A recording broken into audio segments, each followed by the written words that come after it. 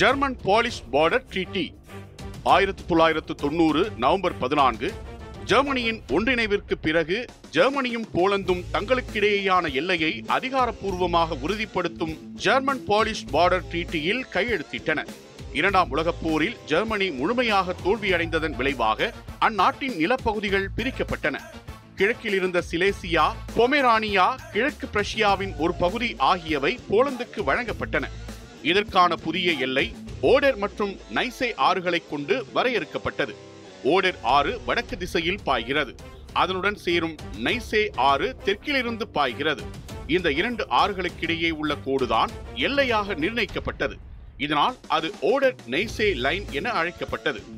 1950 கிழக்கு ஜெர்மனி போலந்துடனான எல்லையை ஏற்க கோர்லிட்ஸ் ட்ரீட்டி என்ற ஒப்பந்தம் செய்தது.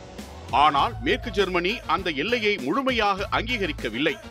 இந்த எல்லை குறித்து தீர்மானம் எடுக்கப்படும் நாள் ஜெர்மனி மீண்டும் ஒன்றாகும் நாளாகவே இருக்க வேண்டும் என்பது மேற்கு ஜெர்மனியின் நிலைப்பாடாக இருந்தது.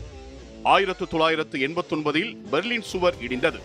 1990 கிழக்கும் மேற்கும் ஒன்று சேர்ந்து ஒரே ஜெர்மனியாக ஆனது.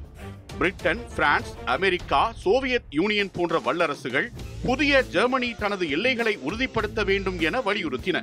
இதையடுத்து 1990 நவம்பர் 14 அன்று ஜெர்மனியின் சான்சலர் ஹெல்மட் கோல் மற்றும் போலந்தின் பிரதமர் டெடோஸ் மெசோய்கி ஆகியோர் ஜெர்மன் போலிஷ் பார்டர் ட்ரீட்டி எனும் ஒப்பந்தத்தில் கையெழுத்திட்டனர்.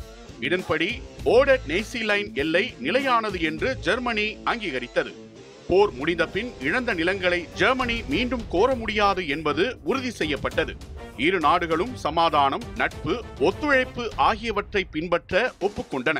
இதனால் இரண்டாம் உலகப் போரின் பின்னணியில் ஏற்பட்ட எல்லை பிரச்சனைகள் முழுமையாக தீர்க்கப்பட்டன. இரு நாடுகளுக்கும் இடையே அமைதியும் நம்பிக்கையும் வளர்ந்தன. இந்த எல்லை ஒப்பந்தம் ஐரோப்பிய நாடுகளுக்குள்ளான அமைதியான ஒத்துழைப்புக்கு அடித்தளமிட்டதாக வரலாற்றில் பதிவானது.